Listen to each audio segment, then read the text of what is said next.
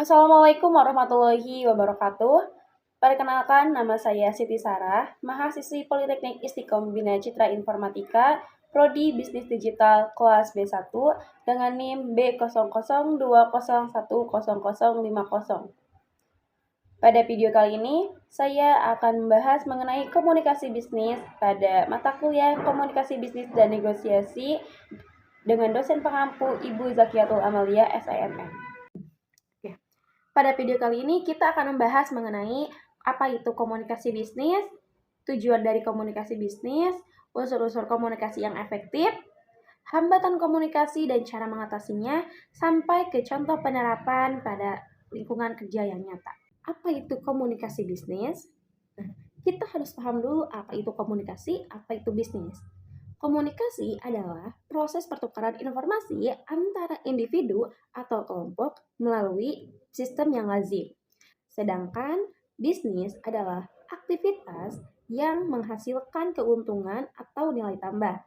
Maka dari itu dapat disimpulkan, komunikasi bisnis adalah penyampaian informasi, ide, atau keputusan yang profesional di lingkungan kerja. Untuk penyampaian komunikasi bisnis dapat dilakukan menggunakan dua cara, yaitu komunikasi verbal dan komunikasi nonverbal. Apa sih itu komunikasi verbal dan komunikasi nonverbal? Komunikasi verbal adalah komunikasi yang menggunakan lisan atau tertulis. Biasanya komunikasi verbal ini lebih mudah dimaknai dan jelas. Biasanya berupa kata-kata dan simbol lainnya. Sedangkan untuk komunikasi nonverbal adalah komunikasi yang cenderung menggunakan bahasa tubuh atau melalui emosi yang dikeluarkan. Nah, seperti itu. Selanjutnya adalah tujuan komunikasi bisnis. Tujuan komunikasi bisnis yang pertama adalah informasi. Tujuan utama dari komunikasi bisnis adalah menyampaikan informasi yang relevan, akurat, dan penting dalam pengambilan keputusan. Informasi ini dapat berupa data pasar atau laporan keuangan dan perkembangan perusahaan. Tujuan yang kedua adalah persuasi. Komunikasi bisnis juga bertujuan untuk meyakinkan penerima dalam mengambil keputusan tertentu.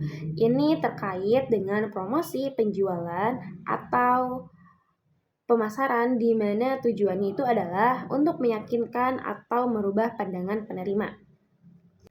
Tujuan yang ketiga adalah hubungan.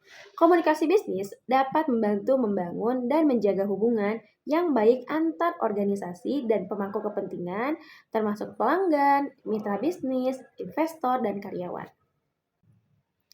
Tujuan yang keempat adalah edukasi. Komunikasi bisnis dapat digunakan untuk mendidik karyawan atau pelanggan mengenai produk atau prosedur baru. Ini dapat membantu meningkatkan pemahaman dan keterampilan individu. Tujuan yang kelima adalah motivasi. Komunikasi dalam bentuk penghargaan, pengakuan, atau umpan balik positif dapat membantu karyawan atau memotivasi karyawan untuk bekerja lebih baik dalam mencapai tujuan perusahaan. Pembahasan selanjutnya yaitu mengenai unsur-unsur komunikasi bisnis. Unsur-unsur komunikasi bisnis yang pertama itu adalah sender atau pengirim. Sender atau pengirim adalah orang atau entitas yang membuat dan mengirimkan pesan atau informasi. Unsur yang kedua adalah message, yaitu pesan atau informasi yang telah dibuat dan akan dikirimkan. Unsur yang ketiga adalah encoder.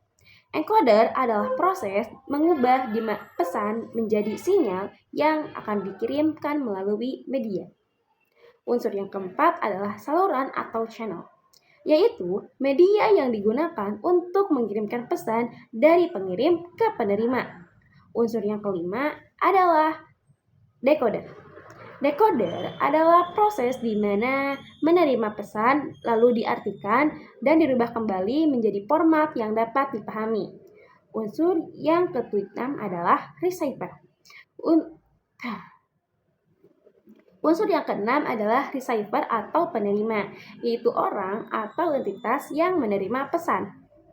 Unsur yang terakhir atau unsur yang ketujuh yaitu adalah feedback atau umpan balik.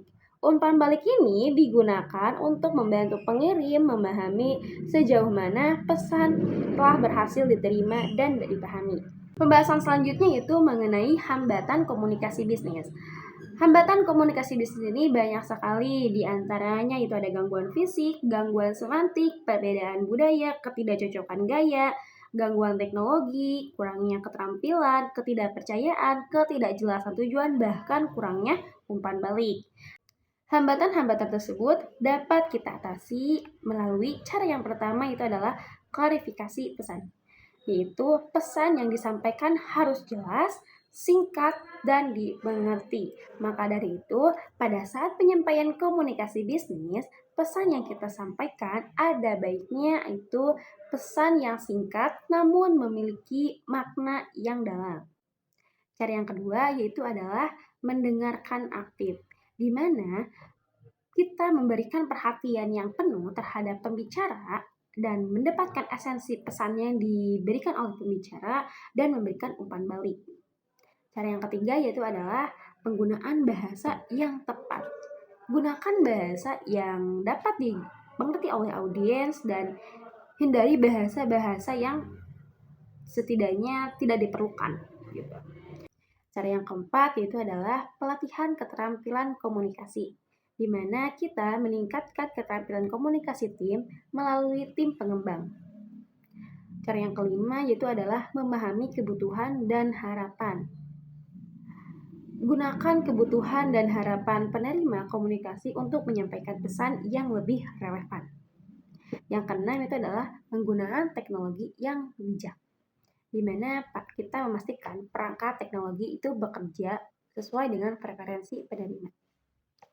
Dan cara yang ketujuh yaitu adalah pembinaan hubungan, di mana kita membangun kepercayaan dan hubungan yang baik untuk mengurangi ketidakpercayaan atau kecurigaan. Dan cara yang ke-8 yaitu adalah umpan balik yang terbuka. Umpan balik yang terbuka ini itu adalah untuk mengajukan pertanyaan jika tidak ada kejelasan. Pembahasan selanjutnya itu mengenai penerapan komunikasi bisnis di lingkungan kerja. Contoh yang pertama itu pada saat rapat kerja, di mana ada pemimpin yang telah menyampaikan tujuan pada saat rapat, lalu ada karyawan yang memberikan laporan. Hal ini disebut dengan komunikasi terstruktur dua arah, di mana ada pengirim dan penerima yang memberikan umpan balik. Contoh lainnya itu ada pada saat presentasi project contohnya. Nah, pada saat presentasi project ini itu ada penyaji yang menyajikan semua hasil proyeknya dan ada audiens yang memberikan pertanyaan. Seperti itu. Itu contoh kecil dari komunikasi bisnis dalam dunia kerja. Setelah kita mengetahui apa itu komunikasi bisnis, tujuan, unsur, hambatan dan cara mengatasinya, juga contoh penerapan komunikasi bisnis di lingkungan kerja, mudah-mudahan pembahasannya bisa bermanfaat bagi para penonton dan juga mohon maaf bila pada pembahasan yang telah disampaikan itu kurang lengkap dan kurang detail. Jadi untuk kedepannya mudah-mudahan saya bisa berkembang lebih baik. Saya ucapkan terima kasih. Wassalamualaikum warahmatullahi wabarakatuh.